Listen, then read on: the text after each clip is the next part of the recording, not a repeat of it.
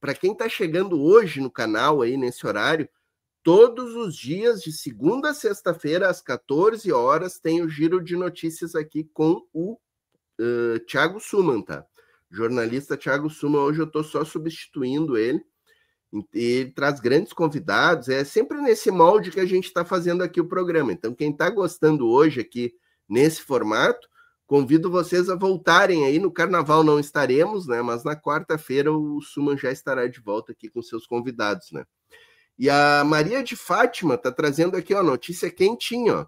Nomeação da Gleisi para ministra. Já fui buscar aqui, o Agência Brasil está trazendo aqui, Lula nomeia a Gleisi para comandar a articulação política. Posse da nova ministra está marcada para o dia 10 de março. Então, ela foi nomeada aí para a Secretaria de Relações Institucionais da Presidência da República, né? Deixa eu trazer a notícia aqui, ó. Deixa eu botar na tela aqui, ó. Tá aqui, ó. Maria de Fátima nos ajudando no chat aí. O nosso chat é maravilhoso, né? O presidente Lula escolheu a Gleisi para assumir a Secretaria de Relações Institucionais da Presidência. Pasta responsável pela articulação política do governo. É aquela pasta que faz ali o relacionamento com os movimentos sociais, né? Com sindicatos, né? Com a turma que está trabalhando na base, né? E, enfim, eu acho importante. Gostei da indicação da Gleisi, acho que é um ótimo quadro político, tá? Eu assim como o Glauber Braga, eu sou fã da Gleisi, da atuação dela, acho que é uma ótima atuação, faz um trabalho muito bom e tenho certeza que vai contribuir bastante aí no governo, hein? Vai contribuir bastante nessa pasta, que é uma pasta importante, que trabalha nos bastidores ali, né? Vamos pegar aqui o Guilherme e o Padula, rapidinho, 2 minutinhos cada um aí, para falar sobre o que acharam dessa novidade aí. Guilherme, vou eu primeiro, rapidito. Sim, acho importante, acho que faltam mulheres no Ministério, é importante sempre, em primeiro lugar, a ser destacado que é uma mulher que vai assumir um posto de comando central. A Gleisi é uma pessoa habilitada para isso, ela teve o faro político quando ela saiu de deputada, de senadora, desceu para o cargo de deputada, ela sentiu o momento, nunca deixou o mandato, ela é uma mulher inteligente, ela é uma política de gabarito, eu acho interessante o trabalho que faz. Ela foi presidenta do Partido dos Trabalhadores no pior momento do Partido dos Trabalhadores, com Lula preso, tá? E a Gleisi assumiu. Eu não sei quem mais queria, não sei se alguém queria, eu só sei que ter assumido ali não é coisa, foi coisa assim para poucos mesmo, tá? Então, ela demonstrou muita coragem. A gente já vê o berro da mídia hegemônica, da mídia de cativeiro, berrando contra a Gleisi, e isso significa que o Lula parece ter tomado uma boa atitude aí na nomeação da Gleisi. Acho que ela pode pôr ordem nessa casa. E ela pode ser um pouco menos, digamos assim, essas assim que faz conchavos, coalizões, ela é linha dura, é isso que eu quero dizer. Ela é linha dura. Talvez isso atrapalhe um pouco, mas isso a gente vai ter que ver. Ela também vai ter que articular isso aí da melhor forma possível. Mas eu só gostaria de concluir que ela é uma pessoa super habilitada e eu fico muito satisfeito com a nomeação dela, sou um fã do trabalho da deputada Gleisi Hoffmann. Padula, e aí? O que achaste? Acho que é exatamente isso, né? Ela é bem articulada, ela faz um trabalho sensacional nas redes sociais também, e acho que é um nome bastante coerente com o que a pasta precisa, né? Com essa comunicação, além de ser uma comunicação nos bastidores, a divulgação das ações do governo. Então acho que Gleisi tem esse gabarito todo aí, tem essa força e tem acima de qualquer coisa também, essa força feminina, que acho que é isso que está precisando também nesse governo, né? A gente teve aí, infelizmente, a demissão da Nízia Trindade, né, em função dela ser uma técnica, obviamente, mas faltava o rebolado, vamos falar assim, da politicagem, né? E aí, voltando agora, tendo uma Gleisi, acho que é algo que vai colaborar bastante com as divulgações do governo, com as colaborações, né, com os acordos que vão precisar ser feitos também nos bastidores e trazendo isso para a população de uma forma direta, como a Gleisi sempre tem feito nas redes sociais. Perfeito. O Guiomar está dizendo aqui, ó, que o trabalho de base é o caminho. O PT surgiu das bases do movimento social. E a Maria de Fátima, que trouxe a notícia para nós, botou aqui, ó. Se a mídia está reclamando, significa que ela vai arrepiar. Confio demais nela. Isso aí, né? Já dizia o Brizola, né? Se a Globo está de um lado, nós estamos do outro, né? É isso. E eu acho que continua muito atual e vai continuar enquanto a gente ficar com essa nossa mídia golpista, né? Enquanto a gente viver nessa democracia burguesa que a gente vive, a mídia cumprindo o papel dela no sistema, que é manipular informações, né, omitir as coisas importantes para a classe trabalhadora, né? Enquanto a gente viver nesse sistema, vamos nos guiar por isso aí, pessoal. O que a mídia está dizendo, nós estamos no outro lado. Se a mídia está falando uma coisa, a gente tem que pensar o contrário do que ela está dizendo. É isso, é isso. O pessoal está dizendo aqui no chat, ó, que está seguindo os canais aí, tá? Estão seguindo o Chimarrão, estão seguindo o Biólogo. Antes do final do programa, a gente faz um jabá mais forte aqui, bota os links e tudo aqui. A Letícia pediu os links, mas antes do final do programa a gente bota aqui. Vamos então avançar aqui, ó, para a pauta que o Guilherme trouxe, que eu achei sensacional, né? Uma pauta sensacional. Censo, ó, deixa eu ler a notícia aqui, o começo dela. Censo, parcela de brasileiros com ensino superior completo quase triplica em 2 décadas. A parcela dos brasileiros com ensino superior aumentou de 6,8% para 18,4% em 2 décadas, segundo o censo 2022 do IBGE. O crescimento se deu entre pessoas de 25 anos ou mais, com destaque para a redução de pessoas sem instrução ou com ensino fundamental e completo, que caiu de 63,2% em 2000 para 35% em 2022. As mulheres possuem maior taxa de conclusão do ensino superior, 20%, em comparação aos homens, 15,8%. Além disso, houve um aumento significativo no número de pessoas negras e pardas com ensino superior completo. Padula, vai que é a pauta aí. Lei de cotas funcionando, né, Padula? Padula não, Guilherme.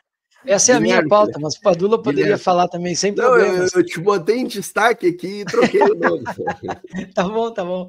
Não, mas veja, eu gostei, eu só coloquei isso aí, essa é uma publicação, saiu na Carta Capital original e foi republicado pelo meu sindicato, que é o espaço político que eu atuo, a CESUNI-Pampa, que é a seção sindical na Universidade Federal do Pampa, do Sindicato Nacional, que é o Andes Sindicato Nacional. Então eu destaco, quem quiser, coloca lá, CESUNI-Pampa, faz uma cobertura aí a partir da perspectiva da classe trabalhadora.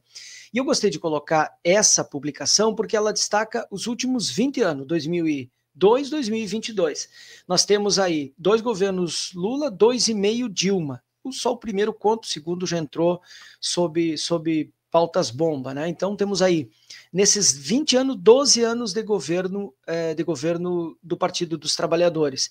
E notem como isso demora para surtir efeito. Então tu vê, nos últimos 20 anos, tá? O censo do IBGE de 2022, porque não teve no governo Bolsonaro, ele não fez censo, né? Ele não recenseou, porque era imperioso que ele não conhecesse a classe trabalhadora, porque se conhecesse seria mais assustador ainda o seu governo. Pois então, o IBGE fez e apareceu, então, isso aqui que a gente acabou de ver. As pessoas com instrução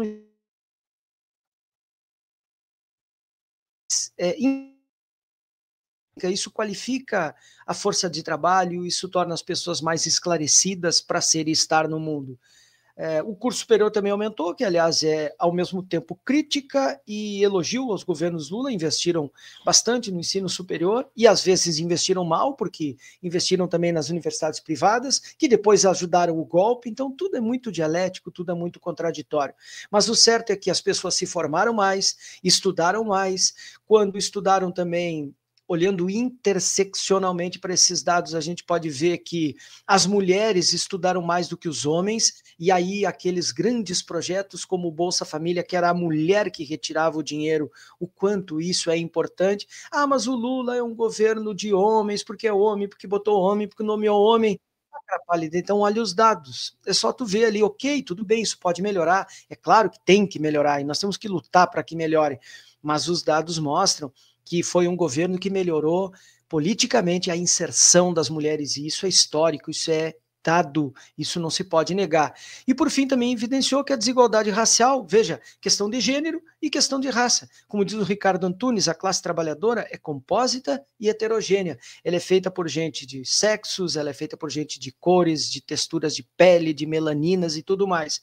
Então, as pessoas pretas e pardas, né, com medicina, onde 75% dos graduados eram brancos e no serviço social eram 47%. Então, as desigualdades são severas, são quase que insuperáveis às vezes, mas mostra por que o governo do Partido dos Trabalhadores foi golpeado lá em 2016, efetivamente, porque inseriu a classe trabalhadora. Agora, o reflexo disso vai ser daqui 10, 20 anos, porque demora para surtir efeito, né?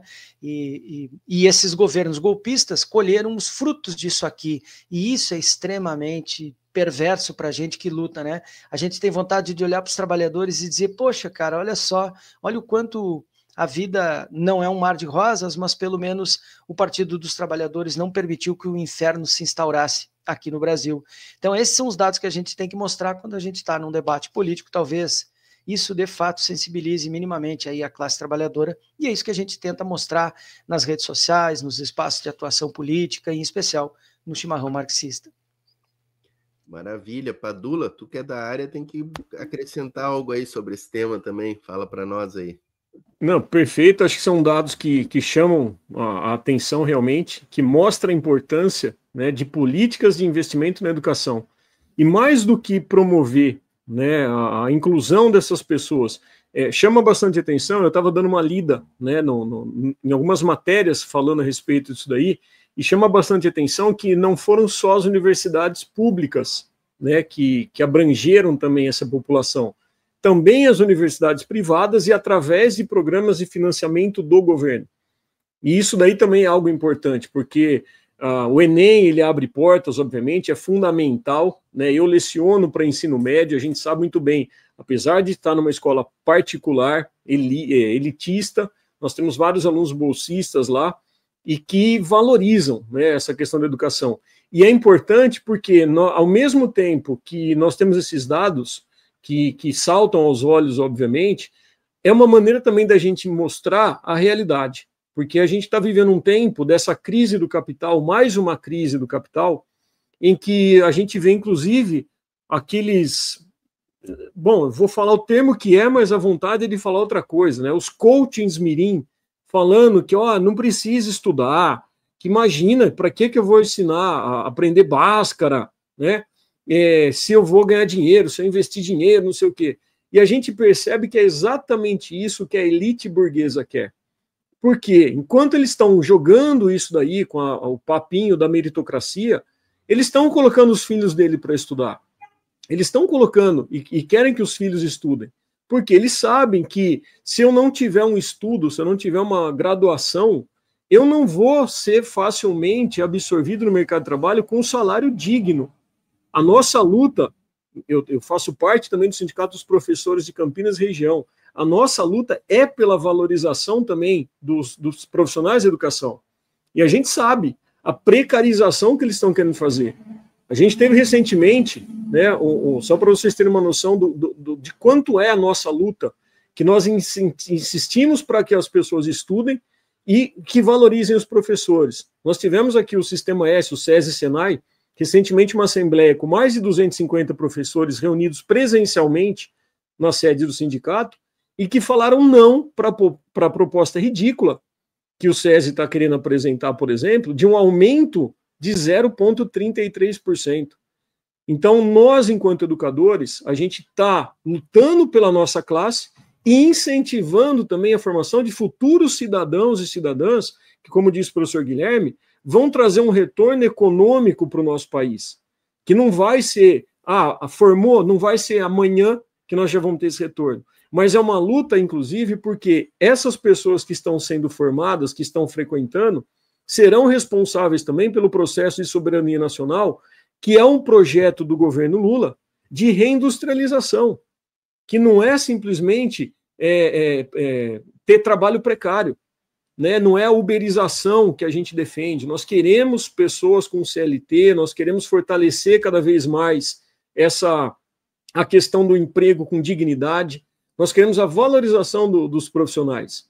Então, quando a gente vê essas notícias que o professor Guilherme trouxe, né, do Ciência e Educação, que triplicou a quantidade, que dá essa autonomia, que garante essa emancipação de conhecimento das populações, eu acho que esse é o ponto principal, né? E essa é a nossa luta, não apenas enquanto educadores, enquanto sindicalistas, mas enquanto cidadãos, né? A gente tem que lutar para que mais pessoas consigam frequentar não apenas a educação básica, mas também a educação superior, porque é isso que vai garantir uma nação bastante consciente, uma nação bastante informada, uma nação capaz de ser crítica, né, e contribuir para o crescimento efetivo do nosso país.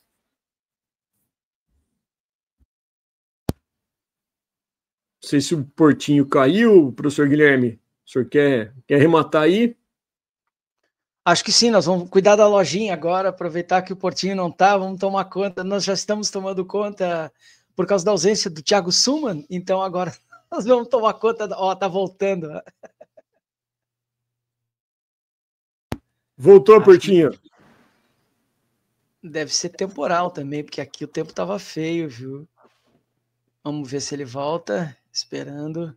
Não nos deixem só, por favor. Querem te calar, Portinho? Não te... Me ouvem agora? Ouvimos. Fica eu de novo. Não é fácil, cara. Eu tava com a minha internet instável, mas ela é estável aqui em casa normalmente. Mas aqui tá um calor, cara, tu não tem noção, assim, ó. É absurdo o calor que tá fazendo. Porto Alegre também. Vamos ver. Me ouvem? Ouvimos. Opa! Maravilha, voltei, deu aquela queda de luz aqui, sabe como é que é a privatização, né? A privatiza que melhora, né? Aquela história, né? Mas, enfim, o Padula conseguiu concluir ali a pauta da universidade, ali, do ensino universitário. Bueno, vamos avançar então para outra pauta. Infelizmente, eu perdi o fio da meada aqui, vou ter que dar esse corte aqui no programa, né? Vamos trazer a outra pauta proposta aqui pelo Padula agora, então. Deixa eu até ver aqui no chat se ninguém... Deixa eu ver se o pessoal se preocupou comigo aqui no chat, ó. Quem é que botou comentários aqui, ó? Ó, viva a lei de cotas, tá botando o Guiomar aqui, ó. Lúcia Sena, o conhecimento liberta. Sidney Cripa, só educação liberta. Já dizia o José Martí, né? Essa frase, só o conhecimento liberta, é de José Martí, né? Ficamos sabendo aí com o seu Eduardo. Para mim tá cortando, não sei se é só para mim. Tá me ouvindo bem aí, Padula? Tô ouvindo tranquilo. Ah, então acho que é pra Guilherme que congelou agora aí. Guilherme tá cortando um pouco. Vamos a 400 likes, diz aqui o Emerson. Ó. Vamos a 400 likes. Sidney Cripa, Heleno, o pequeno, ataca novamente. Será que o Heleno aprontou mais uma e a gente não está sabendo enquanto nós estamos aqui tendo essa conversa? Vamos avançar para a próxima pauta aqui, ó. Após recordes em 2024, o governo federal declara emergência ambiental preventiva em áreas sob risco de incêndios. Segundo o Ministério do Meio Ambiente, a medida vai permitir que estados e municípios acessem recursos para adotarem medidas de prevenção e controle de queimadas. A gente tem uma imagem ali, né, das queimadas, um bombeiro trabalhando ali, o avião jogando uma água para apagar o incêndio, né? A portaria é um ato declaratório, da mesma forma como a Agência Nacional de Águas declara que uma determinada área tem risco de escassez hídrica baixo ou médio, para que as autoridades tomem as medidas necessárias e agirem em conformidade com o risco que ali está posto, destacou a ministra Marina Silva em coletiva de imprensa na sede do IBAMA. Padula, é contigo a pauta aí. Não, eu quis colocar essa pauta aí, Portinho, basicamente para a gente trazer uma questão ambiental, né? Em tempos aí que a gente... Importante. Não vai dar tempo, obviamente, da gente discutir, né? Nem sei se teria essa possibilidade em um outro momento, a gente falar sobre a exploração da margem equatorial, né? Que é algo que dá pano para manga. Uma vez eu escrevi um artigo, até lá para o 247 e para o Jornal Clandestino também, criticando essa exploração, porém colocando algo que a gente precisa falar, que se o Brasil não explorar, alguém vai explorar. Então, o ponto principal... Vamos marcar um programa, Padula, para falar sobre só essa pauta aí específica, que é importantíssima. Fechou. Porque eu acredito que é o seguinte, a gente pegar essa notícia, né, que foi importante porque nós pudemos ver a ministra Marina Silva, né, que muita gente novamente está tentando atacar aí ela com, enfim, com essas questões da margem equatorial, com a questão do IBAMA, né, o próprio IBAMA sendo atacado, e enfim, e é uma medida importante em termos de escassez, só que o ponto principal que eu queria trazer para a questão ambiental é para a gente entender que não adianta a gente atacar apenas a consequência, a gente precisa atacar a causa. Então, quando a gente pega, por exemplo, eu fui convidado agora para o dia 20 de março dar uma palestra sobre ecologia integral aqui numa universidade da cidade, para falar um pouquinho sobre a questão do consumismo, do capitalismo e a crise ecológica, né? E a partir do momento que a gente pega, por exemplo, estava montando essa palestra, a gente vê muita gente criticando o preço dos alimentos. E quando a gente fala na questão do preço dos alimentos, é óbvio que existe uma questão da inflação, uma questão da desvalorização da moeda, que a gente sabe muito bem que isso vai favorecer o desabastecimento interno, porque apesar do agronegócio vender, produzir uma pequena parcela de alimento de verdade, né, lembrando que 70% da comida vem dos assentamentos, vem da agricultura familiar, vem da agroecologia, a gente sabe muito bem que quando você tem, por exemplo, o dólar valendo muito mais do que o real, como a gente até comentou, né, o Brasil melhorou no desemprego, o dólar sobe por medo da inflação. Então isso daí é o que a cadeia do agronegócio, vendedora de commodity, deseja. E esse agronegócio que é um dos responsáveis diretamente por essa escassez, por essas crises. Crises não, porque, como diz a Rita Von Hunt lá, a crise ela tem uma solução, né? Um colapso climático que a gente está vivenciando. E o agronegócio tem uma parcela gigante. Desde a seca dos aquíferos que a gente está vendo, saiu uma pesquisa recente falando da própria área, superfície de rio que está secando por conta do avanço do agronegócio. E isso reflete também não só nessas políticas de expansão da monocultura, como também no encarecimento dos alimentos. Então a gente sabe muito bem, por exemplo, a questão da soja. A soja valorizada eles vão vender para fora para virar ração, na maioria das vezes, e ao mesmo tempo, essa ração que precisaria, junto com outras fontes proteicas, para as galinhas, né, se alimentarem. Para quê? Para elas colocarem os ovos. O que a gente está vendo na questão dos ovos? O preço da cartela do ovo disparou. Por que disparou? Será que foi só porque o governo, entre aspas, está sendo incompetente, que a inflação está assustando? Mudança climática. A gente tem que analisar também que temperatura mais alta, você afeta o metabolismo desses animais, inclusive. Imagina, nós que somos humanos, né, a gente tem uma dificuldade gigante de transpirar quando a temperatura é muito alta e a umidade é alta. As aves têm a mesma dificuldade, isso vai refletir, inclusive, na postura de ovos, por exemplo. E aí, consequentemente, eles têm que colocar refrigeração, quem consegue colocar, você vai ter uma redução na quantidade de ovos. Então, isso ninguém fala. Né? Então, essa crise, essa questão, esse colapso hídrico que o agronegócio está gerando, e, novamente, o governo tem que socorrer, porque se o governo não faz nada, vão falar, pegou fogo. Cadê o governo para ajudar? Então, nessa postura, nessa colocação dessa medida aí de assistência para a crise hídrica, você já disponibiliza aviões, você disponibiliza toda a maquinaria, né, o equipamento necessário para as regiões críticas. Só que é fundamental que a gente ataque a causa, não simplesmente a consequência. E esse é o ponto-chave, que é uma coisa que a gente sempre está falando desde o início dessa live. Né? Como que nós vamos conseguir barrar esse avanço do agronegócio se quem está legislando, quem está no Congresso Nacional, quem está no Senado Federal, são deputados e senadores que estão ali alinhados, financiados justamente pela cadeia do agronegócio. Então é uma maneira da gente mitigar essa situação, só que não é a mais eficiente. Né? A gente vai conseguir protelar novas situações de incêndio, por exemplo, mas nós estamos ainda reféns desses criminosos do agronegócio. Então é uma coisa que a gente precisa entender e justificar, né? Porque a culpa, os alimentos, né? Estava vendo a própria questão de, vamos pensar em termos de quem é de Páscoa, né? Ovo de chocolate, o próprio cacau, ele vai disparar o preço por conta de crise climática, desse colapso climático.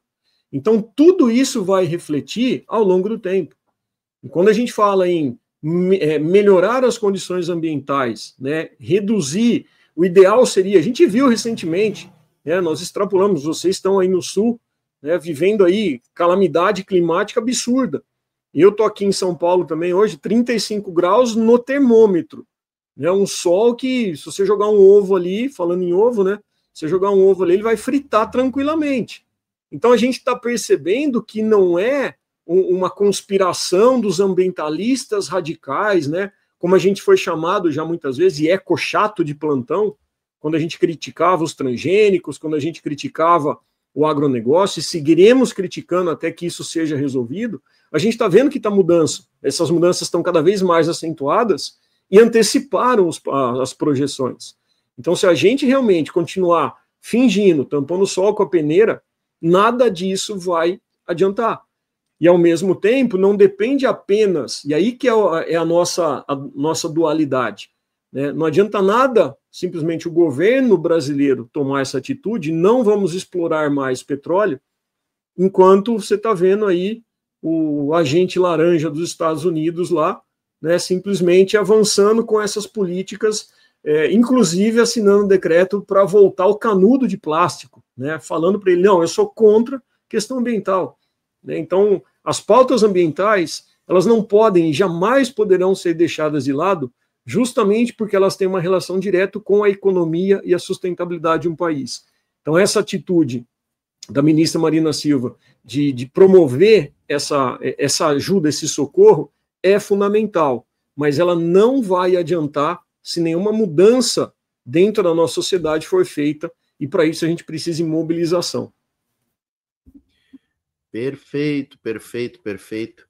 Pessoal, chegamos aos finalmente aqui, vou passar para o Guilherme, para o Padula, fazerem, estamos com 1h30, o Suman vai pegar pesado comigo depois. Ó.